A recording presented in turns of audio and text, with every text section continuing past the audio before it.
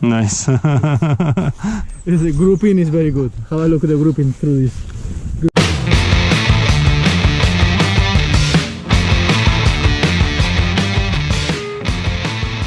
Greetings, comrades airsofters, it's me again with a short video today about the new Umarex VFC S-AEG MP7, which you probably have seen on the lot of video from IWA 2019. So today I decided to make a short video review of how it actually shoots, and I would not focus on external part of the replica. Initial idea was to compare it with Jingjong MP5K full metal, which I had as a secondary with my sniper setup. But apparently this Jingjong stuff refused to shoot on the test, so that's why we only used MP7 to test it versus MP7 itself. So, in the test we had today stock European version, which is 330 FPS. We used 0.28 gram BBs and we used a rangefinder to check the distance. So we tested first on 50 meters and then at 54 meters, which was the maximum distance for this one. We also had a very strong side wind from the left side, and the wind was not consistent, it was blowing or stopping, so that's why it also affected on the accuracy of the test. One thing which we actually were able to compare versus MP5K was the fact that MP7 is much lighter, so I think it's about 1 kg lighter versus MP5K. Wow. Also, you can notice that in this test we use 7.4 battery, and its trigger responses quite well in this battery. Maybe because the spring is not so hard as, for example, in German version, which gives 350 FPS from the box. Here we say we have 330. Oh, 50 meters. Here we set a distance for 50 meters and just try how it shoots, and we both with my friend were surprised that it was quite accurate.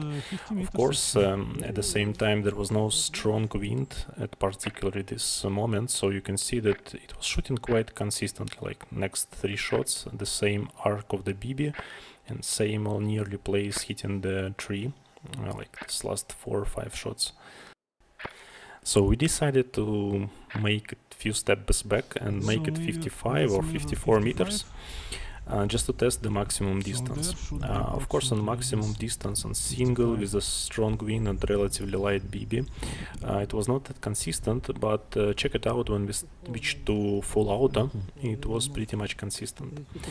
So while you still will watch the video, I will make some comments about my perspective for this replica. Well, it's quite nice, but still in general it's quite a niche product. First of all, because you have quite some alternative in the same price range, and even cheaper price range than Umarex and VFC asks for the replica. Secondly, it's quite complex. There is a video from one German guy who disassembled it completely, and I watched it 2 times, and then I decided that personally I would not go inside of this one without a big need, because the body is so compact and it consists contains so much little elements, like for example it has electronic firing control unit, which stops firing BBs when your mag is empty, which doesn't shoot so when you don't have the magazine in. So, and all of this combined in this small body of MP7. As well, it also has a feature of fast spring change, and it has a custom gearbox. So, for example, I decided even not to go and change the hop-up rubber to the flat hop, because to be honest, you need to disassemble full replica to get to the hop-up rubber. So I just left it as it is. Well, potentially you can use it as CQB or the secondary gun of the sniper. However, in my view, there are a lot of good alternatives, as I said, for the same money, like M4, for example, MK18 version from different producers. If you want to have something lighter for CQB, it can be a G&G ERP, which can be as well the same secondary for the sniper, or for sniper you can use MK23. And now it's also impossible not almost, it's impossible at the moment to buy any mags for the MP7.